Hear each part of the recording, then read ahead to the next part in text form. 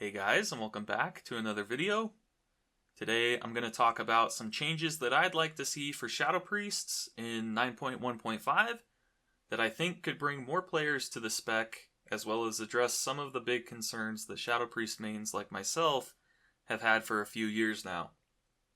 For those of you who don't know me, my name is Nick Knock, and I'm a Shadow Priest trialing with Sonic's Imperative. I've been playing Shadow Priest since Tomb of Sargeras, which is when I first started Mythic raiding. And I've been playing Shadow in Mythic Plus since it was first released back in Legion. I've been in the top 3 Shadow Priests in the world on Raider.io. I achieved Realm First Shadowlands Keystone Master with some friends in 9.0, and I made it into the Hall of Fame for killing Sylvanas with Temerity earlier this tier. Now that you have an idea of my history with Shadow Priest, let's talk about some of the issues that I have with the spec currently and how they can be addressed. Okay, to start off this video, let's talk about the core design of Shadow Priest currently and how it's changed from previous iterations. Right now, Shadow Priest is a builder-spender spec that does the majority of its damage within certain cooldown windows. This is super similar to how most other ranged DPS specs work currently, but it's a pretty recent thing for Shadow that has changed where the spec fits in the game. Shadow Priest was reworked for 9.0, so up until the pre-patch for Shadowlands, the spec was completely different. In the past, Shadow Priests didn't really have cooldowns. We still had Insanity as our resource, but instead of building it with things like Mind Blast and Mind Flay, and spending it with things like Devouring Plague, the playstyle of old Shadow Priest was that you would build Insanity to a certain threshold, and once you reached that threshold, you could cast Void Eruption to enter Void Form. Inside Void Form, your Insanity would drain faster and faster until you eventually ran out and fell out of Void Form. There was no CD on Void Eruption back then, so as soon as you dropped out of Void Form, you could just build that Insanity back and get into it again. This meant that the damage profile of the old Shadow Priest was really consistent. You didn't really have spikes where you do a lot of damage and troughs where you do very little damage like you do these days. It was more like a mostly flat line where you did decent damage, but all the time. This meant that if there was ever a boss fight in a raid that needed consistent damage, Shadow Priest was a pretty good choice for that fight. Similarly, in Mythic Plus, Shadow Priests were a viable choice as well because you could chain pull and they'd be able to do decent damage on every pack, whereas classes with cooldown windows would blast packs when they had CDs and do bad damage when they didn't. With the rework going into Shadowlands, Shadow Priests lost that niche role. We no longer provide consistent, decent damage, and instead we're very similar to other cooldown-oriented specs. This means that whenever Shadow Priest is being considered for a spot in a team composition, whether it's a raid or a Mythic Plus dungeon, it has to compete with things like Boomkin or Mage or Warlock, which all bring similar damage profiles with better utility across the board. Shadow Priest is entirely reliant on tuning right now in most circumstances, meaning that if our damage numbers on our abilities are tuned really high, then we're brought to raids and dungeons, and if they're tuned even to like the middle of the pack, we don't get brought to those things because other specs bring more beneficial things on top of their similar damage. Now, I'm pretty sure they're not going to rework Shadow Priest again anytime soon, especially not in a 0.5 patch, but I would like to see some small changes that lean in the direction of re-establishing a niche for Shadow Priests to fill. What I mean by that is maybe do something like reduce the cooldown on Void Eruption by a certain amount for every X amount of Insanity spent, or reduce the amount of damage Devouring Plague does by like 20%, but extend the dot to be a similar length to the Vampiric Touch or Shadow Word Pain. Either of these two changes would help move Shadow back towards a more consistent damage profile and away from the spiky, cooldown-oriented damage profiles that so many other specs have.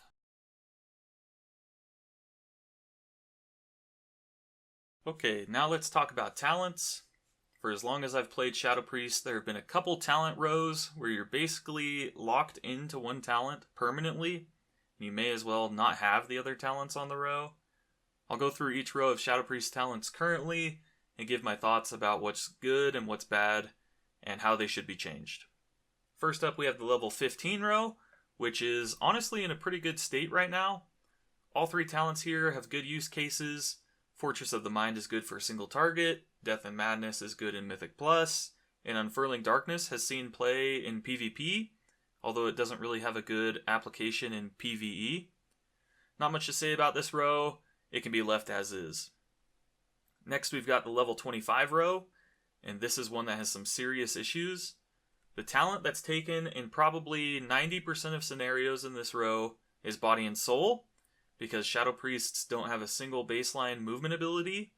The only ability that Shadow Priests get without taking a talent that gives movement speed is Dispersion, but that's also our biggest defensive cooldown, so it pretty much never gets used for the mobility aspect. Other classes have things like Blink, Demonic Circle, Disengage, or even Cat Form or Ghost Wolf to give them mobility, whereas Shadow Priests can only get efficient mobility by taking Body and Soul. This is why you'll see most high-end Shadow Priests playing Goblin for Rocket Jump.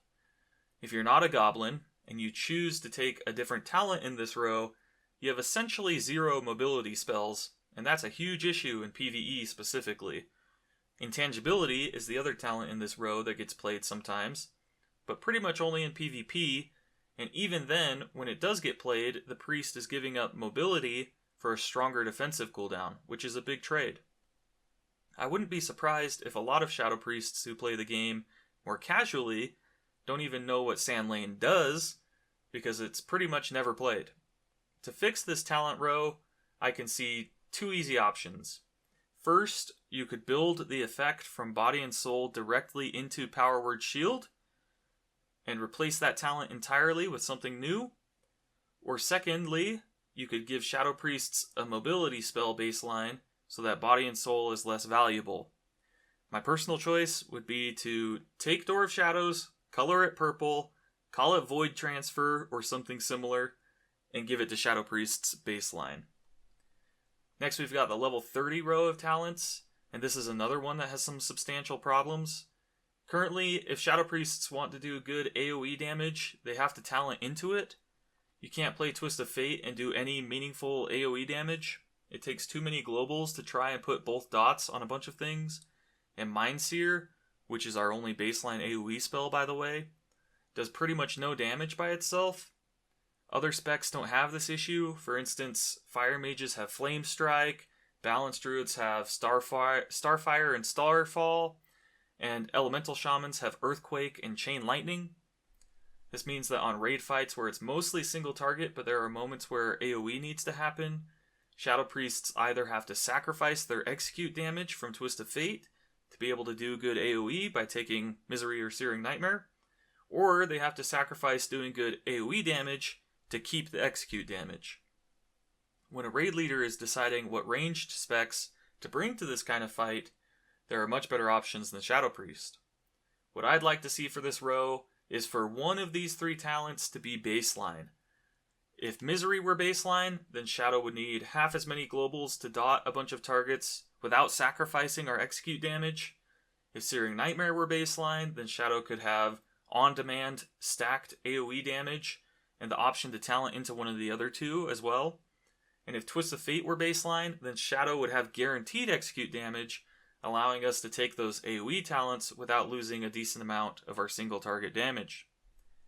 Next is the level 35 row, and this row doesn't affect the playstyle of Shadow too much, and nothing on this row is a make or break for bringing a Shadow Priest to an encounter typically, so I'm fine with this row staying how it is. Then we've got the level 40 row, and this one isn't super impactful, but it does have some room for improvement. Psychic Link is pretty much never used, but I think that's mostly because there are rarely situations that are good for it, not because it's poorly designed.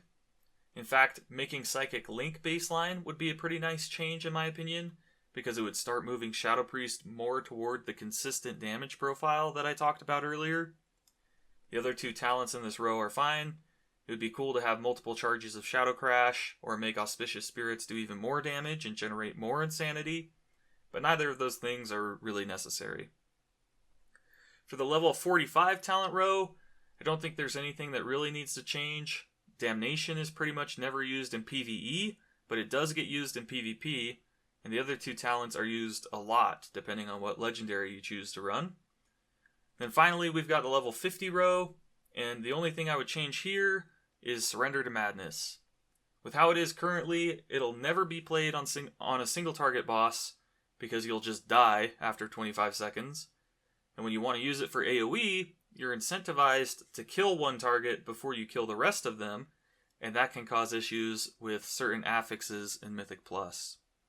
On top of that, there are some bad interactions with this spell, where mobs don't technically die when they hit 0 HP, so you end up dying. The 3 mobs on the final platform in Spires of Ascension, for instance, have some RP that they do when they hit 0 HP. So if you surrender on one of them, you can kill it, but still die, because it's not technically dead until after its RP finishes. To fix this talent, I'd first get rid of all those weird interactions where things don't actually die when they die, and then I'd change the punishment portion of this spell to do something like 50% of your current HP and damage instead of outright killing you. That way, if you use it when you have a lot of health, it's going to chunk you for a bunch of damage, and if you use it when you have very little health, you're going to be even closer to dead when it's over. And it keeps the aesthetic of the spell while making it way more viable for single target and less punishing in Mythic Plus.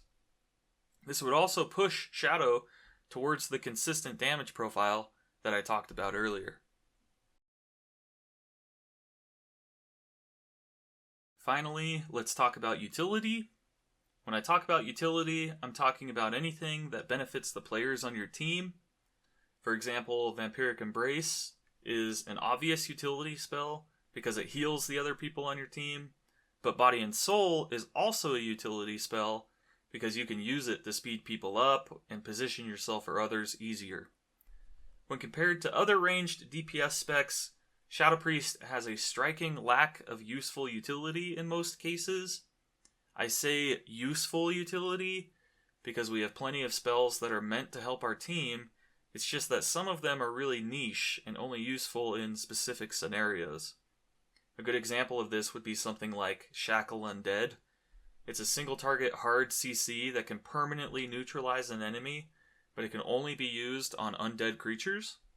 Compare this to Paralysis from a Monk, which can be used on everything and does the same thing, and you'll ask yourself, why would I ever bring a Shadow Priest to do this job when a Monk can do it better? There are other examples like Psychic Scream, which can fear up to 5 targets within 8 yards, but something like Shadow Fury from a Warlock or Capacitor Totem from a Shaman both do pretty much the same thing, just better. Shadow Priests do have some utility spells that are irreplaceable. Power Infusion, Mass Dispel, and Leap of Faith are all utility spells that no other class can replicate. The problem with them, though, is that all priests have them, not just Shadow. This means that when a raid leader is looking to bring those spells to an encounter, they're much more likely to bring them on a healing priest than a Shadow Priest. Some changes that I'd like to see in this regard to give Shadow more utility would be 1. Make Silence a 30-second cooldown by default, reduced to 20 seconds or so if you play Last Word. 2. Give Shadow Priests the effects of Twins of the Sun Priestess baseline, so we can PI other people and still get the benefits ourselves. 3. Make Psychic Horror stun everything within 8 yards of the target, or even just stun the one thing and make everything within 8 yards flee in terror. 4. Make Body and Soul or Sand Lane baseline, so that we can talent into the other one as well. And 5. Make Dispersion and Immunity. I realize that a couple of these changes are very strong, but I still feel that any or all of these changes could be made without giving Shadow considerably more utility than any other spec. If you look at mages, for example, they have an immunity, they have blink, they have alter time, they bring time warp, their kick is on a 24-second cooldown, they have polymorph, and they have a personal shield and mirror images. There's definitely room to increase the amount of utility that Shadow Priests bring without throwing off the balance.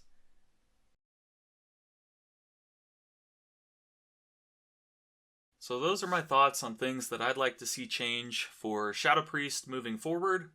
whether that be in 9.1.5 or 9.2 or even something like 10.0. Let me know if you guys agree or disagree with me in the comments down below. If you want to see more videos like this in the future, then feel free to subscribe. If you liked the video, make sure you hit the like button. And if you want to join our community and hang out with other Shadow Priests, there's a link to my Discord server in the description down below. Anyway, that's going to be it for this video. So thanks for watching, and I'll see you guys in the next one. Peace!